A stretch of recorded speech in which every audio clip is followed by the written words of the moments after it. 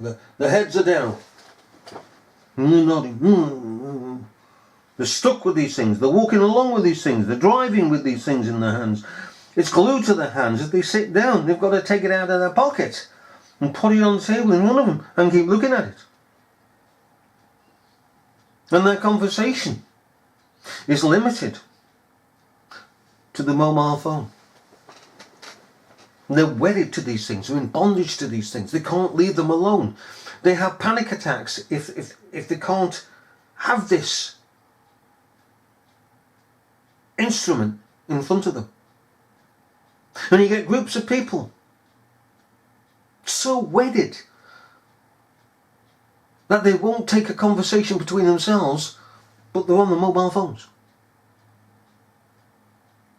This instrument for good has been turned into an instrument for evil.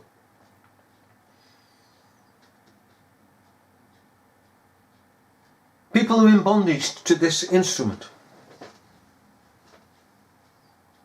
In Japan, it's called an addiction, classified as an addiction. We don't need to know that, but that's what they have classified it as, because we equally already know it is an addiction. When somebody can't get this thing glued from their hands and from their ears, it's an addiction. They're in bondage to this.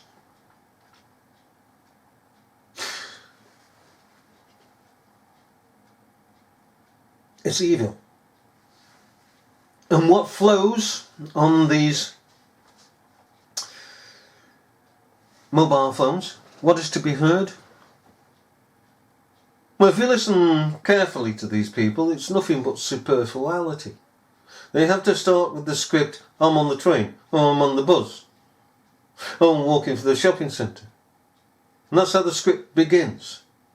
And then it's total superfluousness after that. What are you having for tea? Their life is consumed by this thing. They're not able to have peace and quiet within themselves, to contemplate things. And equally we have these persons in bondage to these music. Well, it's not even music.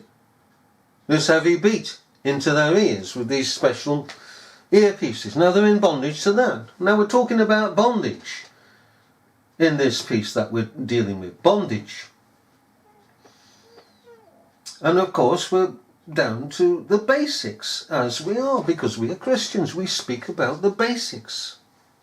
We don't avoid them. We don't listen to neo-evangelical Arminianism, who tells us, oh, avoid that, that's superfluous. Oh.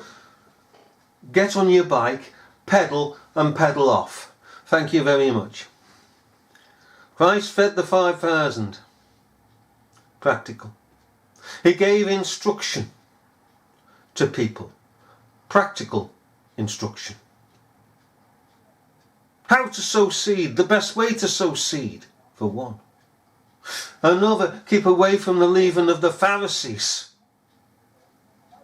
Always down to earth instruction, because he was the Son of Man. The one man. True man. Son of Man. It's always practical.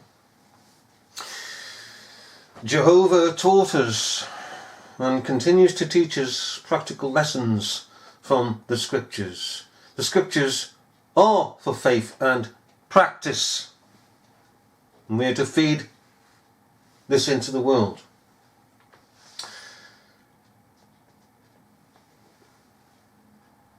But, of course, influential Arminianism comes along and misguides the young.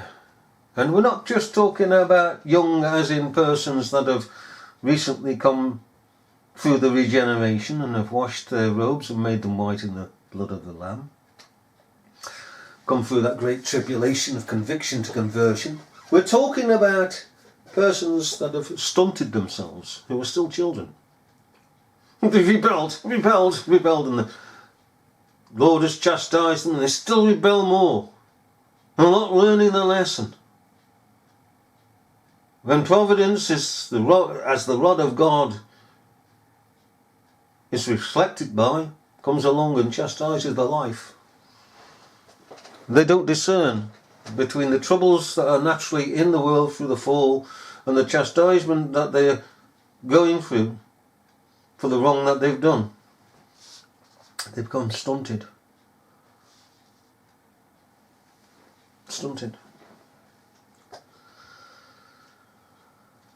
Though they hate even their garments spotted by this world. They become stunted in their understanding, in their intellect. It's a sad waste. We have to be careful. We have to reason with ourselves, not to go that way. To be careful. To be very, very careful. Bondage outside of Jesus Christ is an awful thing. You know, there are those that are cast into outer darkness. Outer darkness. Because they've ultimately rebelled. We're not talking about children of God now, we're talking about the children of this world. And particularly those that are professing to be Christians. And they come along. And the old saying is, it's like bashing your head against a brick wall with these people. They're impenetrable because they're in darkness. They are the unprofitable servants. Remember in Matthew 25, verse 30, with the unprofitable servant, the title servant wasn't taken away. It remained.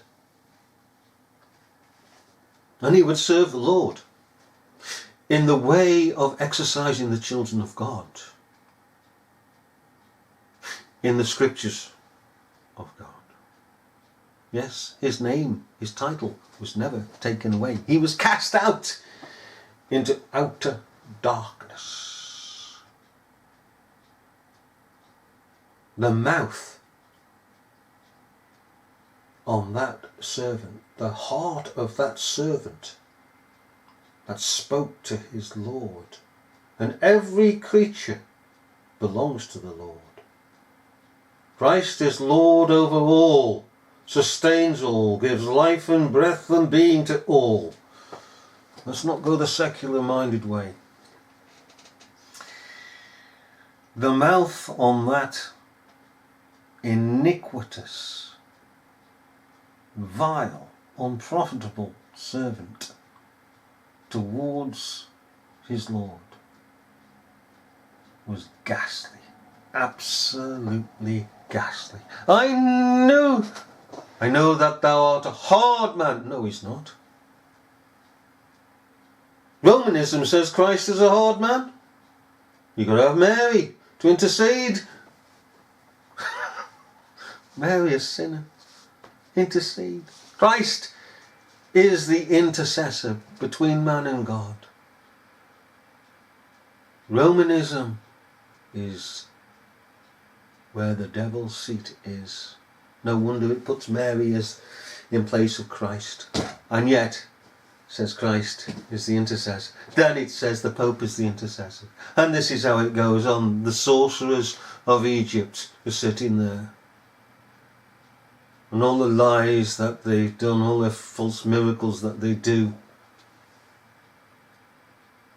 keep contradicting themselves. So it is that we should be very careful with ourselves.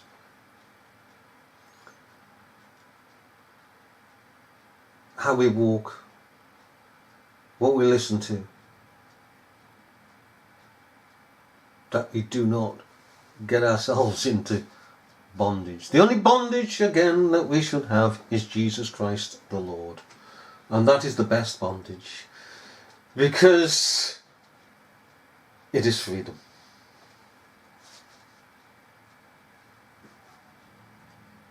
It's a contradiction, isn't it? Heaven is a contradiction to the flesh. To the flesh. The flesh is the contradiction in the end, not heaven. It's just that the flesh has a different perspective of things. That's how it is, the carnal mind, that peace. We still have pieces of that left behind. It has to be transformed. Our understanding has to be transformed. We'll never get it perfect. We'll never float by like Smith Wigglesworth says we might be able to, you know. Every part of us, flesh, blood, bones, sinew, toenails, hair follicles, can be divine, according to him. Oh no, I know these Arminians are wandering stars, clouds without rain, and the blackness and darkness is reserved to them forever. Amen.